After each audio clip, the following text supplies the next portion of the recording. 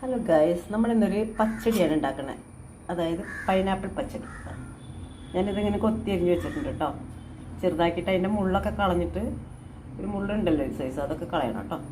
എന്നിട്ട് ഇത് കടുക്, പച്ചമുളക്, ഉപ്പ് ഇട്ടിട്ടുണ്ട്. ആവശ്യത്തിനുള്ള പഞ്ചസാരയും കൂടി ഇട്ട് കൊടുക്കാം കേട്ടോ നമുക്ക്. ഇപ്പം ഞാനിത് തൈര് കലക്കി വെച്ചത് ഒഴിച്ചു കൊടുക്കാം. അപ്പോൾ അത് പുളി അനുസരിച്ചിട്ട് ഒഴിച്ചാൽ മതി കേട്ടോ. നിങ്ങൾക്ക് എത്ര പുളി വേണമെന്ന്. അതിൽ പുളി തീരാതിരിക്കണം, നല്ലത്. ഒരു കൊതുക് വന്നതാണ് കേട്ടോ. ഇനി ഇതൊരു ചീനച്ചട്ടി അടുപ്പത്ത് വെച്ചിട്ടുണ്ട്.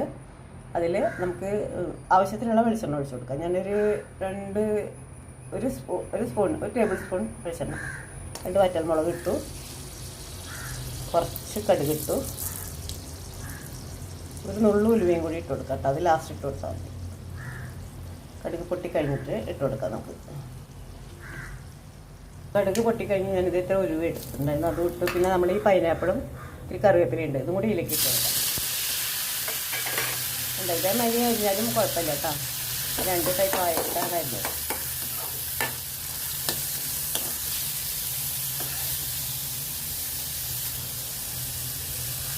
ഈ സമയത്ത് നമുക്ക് ഇത്തിരി പഞ്ചസാര ഇട്ട് കൊടുക്കാം കേട്ടോ. അതാ പഞ്ചസാര നിങ്ങളുടെ മധുരം, പൈനാപ്പിൾ പച്ചടിക്ക് നല്ല മധുരം വേണം. അപ്പോൾ അതനുസരിച്ചിട്ട് പഞ്ചസാര ഇട്ട് കൊടുത്തോളൂ.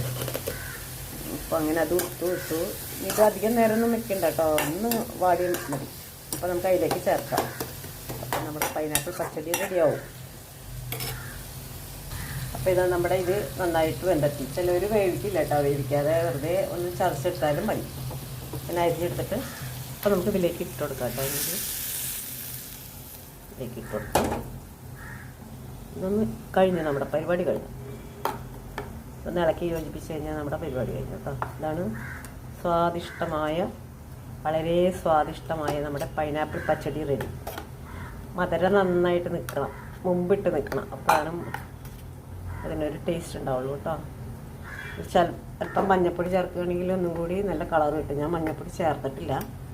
നിങ്ങൾക്ക് നല്ല മഞ്ഞ കളർ വേണമെങ്കിൽ ഒത്തിരി മഞ്ഞൾപ്പൊടി വേണമെങ്കിൽ ചേർത്തോളൂ കേട്ടോ.